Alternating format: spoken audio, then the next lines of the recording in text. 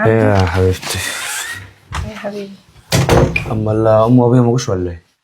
يبقوا فين؟ هما جايين اصلا؟ يا بنتي انا كنت مكلمهم اللي هم يجوا يتعشوا معانا النهارده.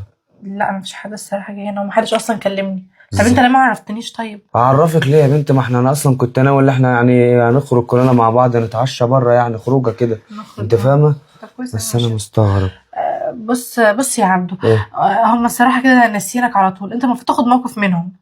نسينا على طول ايه؟ بس انا مش فاهم يا شمس، انا مكلمهم ولسه من كام ساعه فاتوا قالوا احنا جايين، مش عارف ما جوش ليه، ولا هم شكلهم بدا بقى مشوار عني. بالظبط كده. استغفر الله العظيم يا رب. يعني هما الصراحه مش معتبرينك من ضمن اخواتك. بس بقول لك على حاجه، انا برضو ما اعرفش، مش هينفع اظلمهم، يعني هم معاهم عذرهم برضو. يعني كل ده هو برضه مش هتعرف تظلمهم؟ طب ماشي، ما انا ما اعرفش يا شمس هم ما جوش ليه، وانا شميت على ظهر ايدهم، هم فين دلوقتي؟ قرفانين منك يا حبيبي. قرفانين مني ليه وانا بعملهم وحش يعني؟ طب ما تشوف بقى. اشوف ايه طيب؟ ما انت انا شوف هما بيعملوا كده ليه. اشوف هم عملوا ايه يا بنتي؟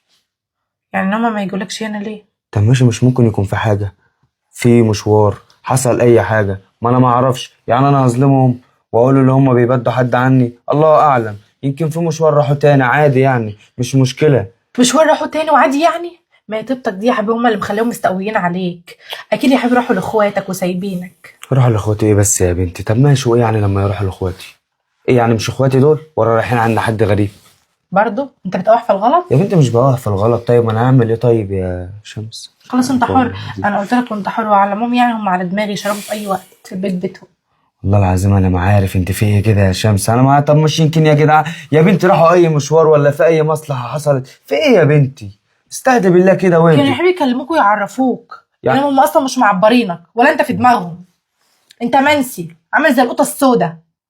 يعني انت قصدك ايه يعني كلامك ده يا استاذه شمس؟ قصدي بقى خلاص انك اصلا ما تكلمهمش تاني. ما كلمش اهلي ده ازاي يعني يا بنتي؟ انت اتجننتي؟ يعني انا ما بقولش يعني بالفعل، يعني بالمعنى الحرفي، بس ازعل، خد موقف كده يبين لهم ان انت زعلان، ما تكلمهمش اسبوع اسبوعين، لما يجي يسالوك بقى بعد كده قول لهم عشان انتوا عملتوا 1 2 3، بعد كده مش هيعملوا كده تاني. طب وانا هعرف بقى هم عملوا 1 2 3 دول ليه؟ ولا انا هاخد جنب مني لنفسي كده؟ مش لازم انا اكون عارف هم عملوا معايا كده ليه؟